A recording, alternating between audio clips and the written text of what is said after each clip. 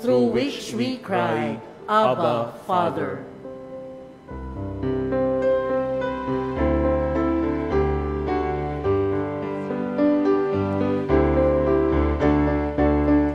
Alleluia, Alleluia, Alleluia,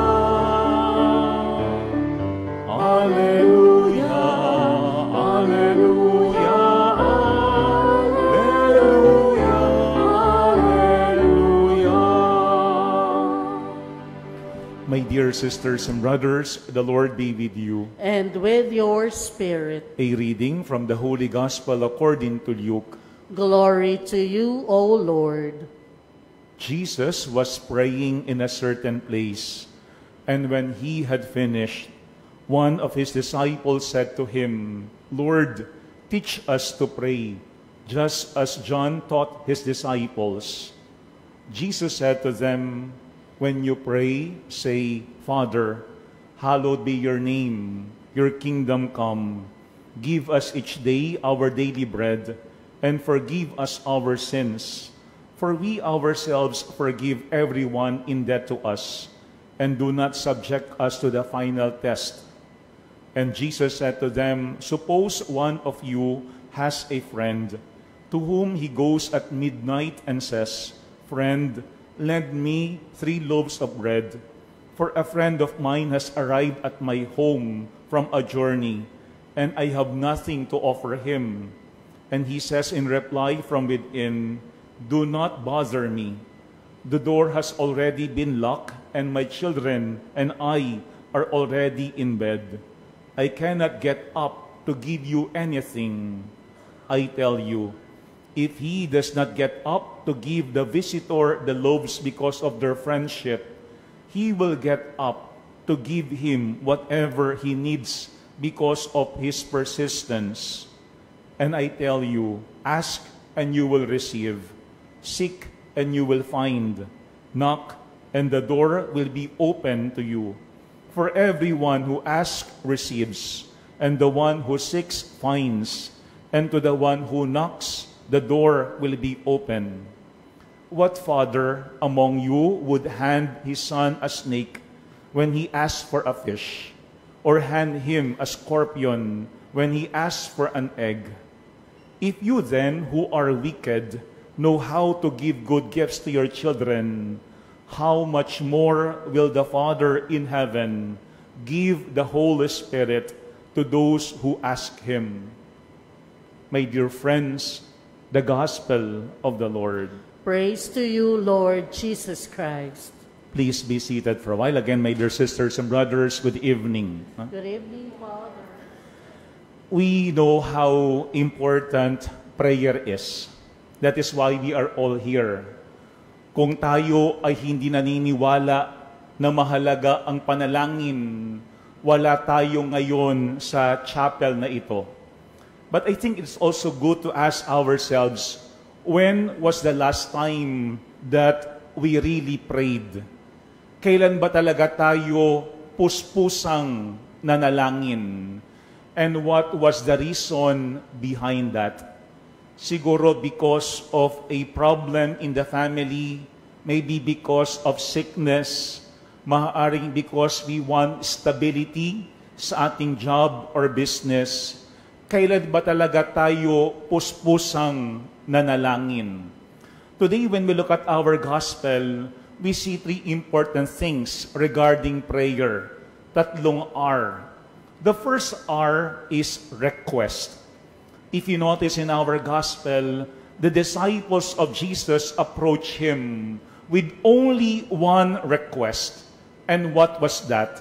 Lord, teach us to pray, just as John taught his disciples.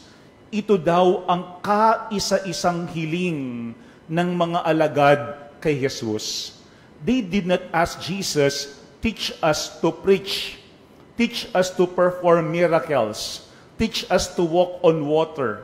Wala silang ibang hiniling kay Jesus kung hindi ito. Teach us to pray. Not only because they have seen that John had taught his disciples how to pray, but because in our gospel, we've been told Jesus was praying in a certain place. Nakita talaga ng mga alagad na si Jesus na kanilang Panginoon ay talagang nagdarasal. Even if Jesus was very busy with many things, He takes time to pray. Talagang yung prayer for Jesus is a priority. Ito yung isang bagay na hindi niya tatanggalin sa kanyang buhay. That's why we understand why in our gospel, the disciples, when they saw Jesus praying, has only one request: teach us to pray. Yan ang unang ating tignan. Ano ba yung nakikita ng ating family members sa atin? Ano ba yung nakikita ng ating mga kaibigan sa atin? I remember when we were new priests, kami po'y inordain noong 1999 ni Cardinal Sin. At ang sabi sa amin ng Cardinal during that time, I know that all of you as priests are always praying. No, kasi kayo yung mga pare. Alam ko na kayo ay nagdarasal. Pero ano ang sabi ni Cardinal Sin? But please, if there is an opportunity, pray with your people. Pray with your parishioners. Because it is good that they see their parish priest praying with them. Siguro magandang paalaala yan sa atin. Sa family ba, as parents, as elders, do your children see you praying? Talaga bang kanilang napapansin at nakikita kung gaano kahalaga yung panalangin para sa inyo? That's why they are also inspired to pray.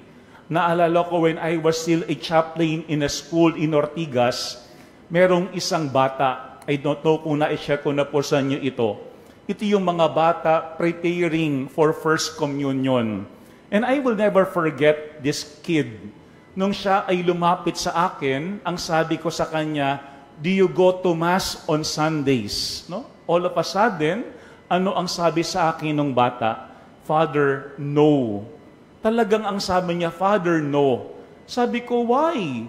You don't go to Mass on Sundays? Ang sabi sa akin ng bata, I think siya ay grade 2 or grade 3. Ang sabi niya, Father, no. I don't go to church on Sundays. Sabi ko, why? You don't go to church on Sunday? And then I will never forget yung kanyang expression, yung kanyang facial expression. She rolled her eyes and she said to me, Father, I am busy. Very, very busy. And then she left. Ang sabi ko sa akin sarili, ano ba kaya ang pinakakaabalahan ng batang ito? On a Sunday, grade 2 or grade 3, she would only say she's busy. Very, very busy.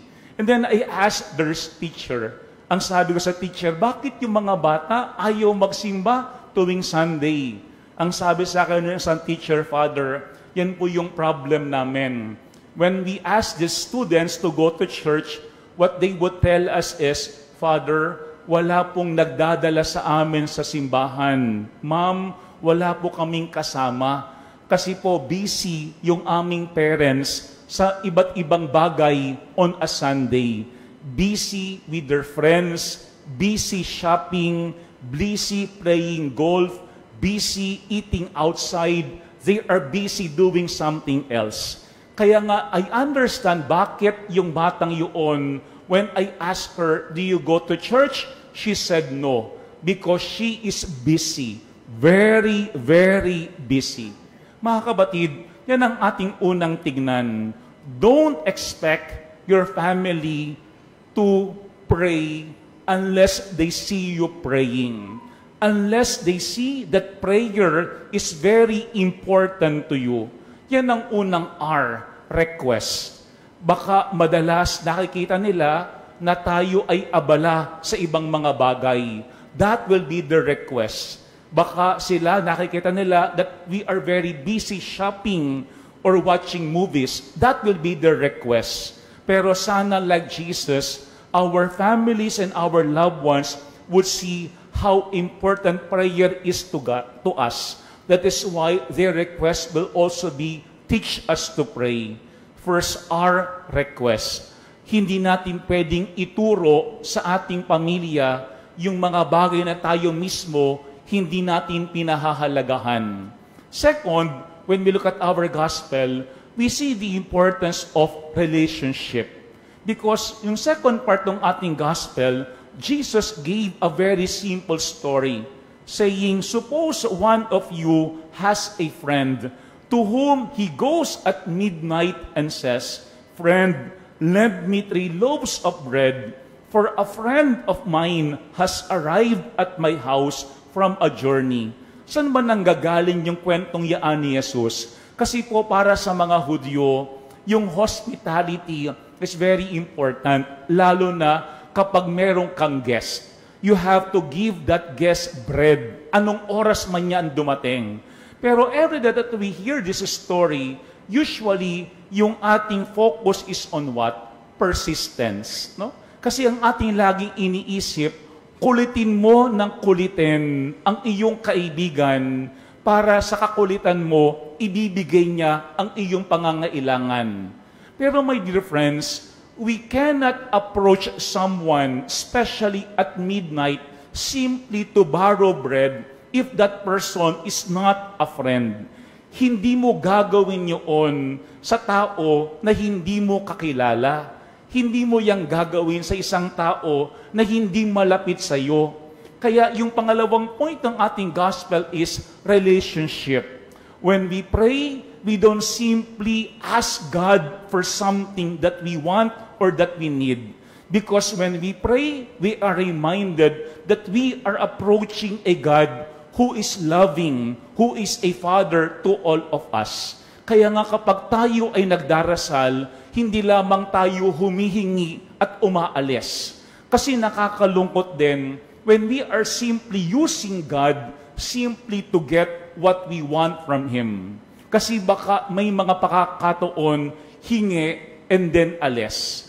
Pero hindi naman lumalago sa ating relasyon. Hindi naman lumalago sa ating pagkakilala sa Panginoong Diyos. That's why when we look at our gospel, we see how important relationship is when we talk of prayer. Kaya ang panalangin ay hindi lamang paghingi. Ang panalangin ay paglapit sa Diyos na alam natin ay malapit at nagmamahal sa atin. Kaya dapat nandoon yung relationship. I remember po si Mother Teresa of Calcutta, when she was still alive, had an interview with a CNN reporter. And she was asked, "What is God telling you in your prayer?" Kasi sila ay very curious, ano bang sinasabi ng Panginoon kay Mother Teresa, a living saint, while she is praying. Ang ganda ng kanyang sagot. Ang sabi niya, in my prayer, God tells me that He loves me. In my prayer, God tells me that He loves me. And then the reporter asked her, and what are you telling God in your prayer? Ano ang sabi ni Mother Teresa ng Calcutta? I am also telling God how much I love Him. How much I love Him. Mga kapatid, ang panalangin ay hindi lamang hingi ng hingi. Ang panalangin, hindi lamang tayo ay nangungulit. Sa panalangin, tayo ay nakakaroon ng relasyon sa Panginoon na sa atin ay nagmamahal. That's why when we look at our gospel, we see the importance of relationship when it comes to prayer. Kaya yung ating prayer, kapag merong relationship, becomes very spontaneous. It is very simple, but at the same time sincere.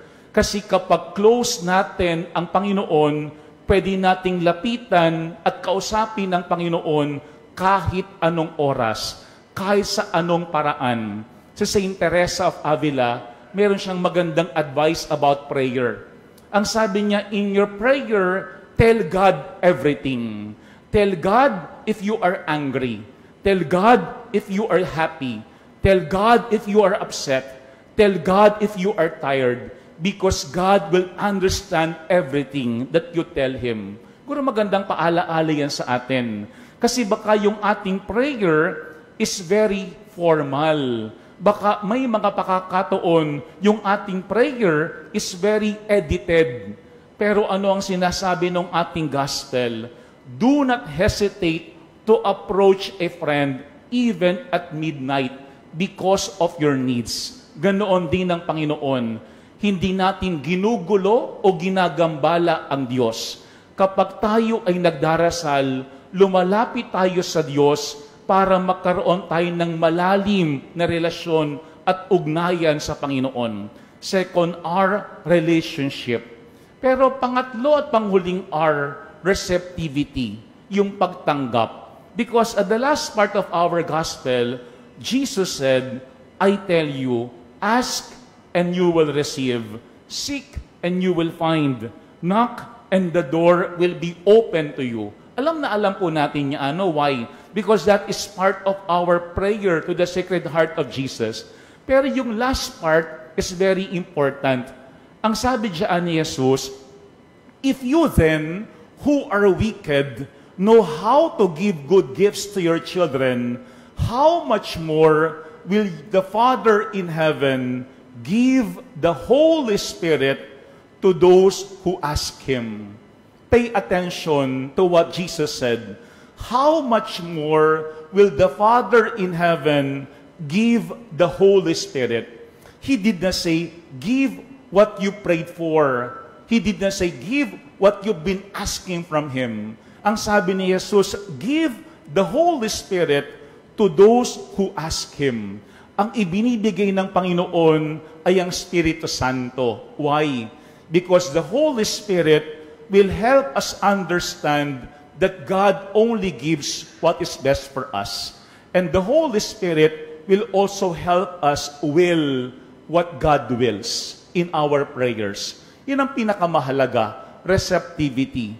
Kasi baka may mga pakakataon, may ibinibigay ang Panginoon, pero hindi yun ang ating hinihingi at ang ating inaasahan. Kaya tayo ay nagtatampo sa Panginoon. But the Holy Spirit will help us understand why is it that God had given us that thing and not what we've been asking for. Kasi ang Espiritu Santo ang tutulong sa atin at magtuturo sa atin na loobin kung ano ang kalooban ng ating Panginoon. I remember before in our class in prayer, ang sabi ng aming professor, ano daw yung goal of prayer? What is the goal of prayer? It's not to get what you want. Ang goal of prayer is no other than union of wills. Union of wills. Ibig sabihin, kapag dumating sa punto na masabi natin, Panginoon, ang kalooban ko ay kung ano yung kalooban mo. Why? Because we trust God. Because we believe that whatever God will give us is what is best for us. Yan ang pangatlong R, receptivity. Only the Holy Spirit will teach us to will what God wills. And only the Holy Spirit will give us the gift of understanding to recognize that what all God gives to us is only what is best for us. Mga kapatid, araw-araw nagdarasal tayo. Pero ang magandang ating tignan, not only the content of our prayer, but also how we pray. Sana tatlong R ang laging maging malinaw sa atin. First R, request. Hopefully, our families and our loved ones will see how important prayer is to us. That is why they will also be invited to pray. Second, our relationship. In prayer, we don't simply ask something from God and then we live. Because in prayer, what is more important is that we grow in our love and friendship with God. And third, receptivity. Because God will give not just what we want or what we've been praying for, but God will give us the Holy Spirit to help us understand that He only gives what is best for us. Amen. Would be, Lord, teach us to will what you will. Teach us to will what you will. Kapag tayo ay nagmamahal at tayo ay tinanong, ano ang gusto mo? Ang sagot natin, kung ano ang gusto mo. hindi dahil nawawala sa atin ang kalayaan, kung hindi dahil nasa atin ang pagtitiwala kapag tayo ay nagmamahal. Lord, teach us to will what you will. The Lord be with you.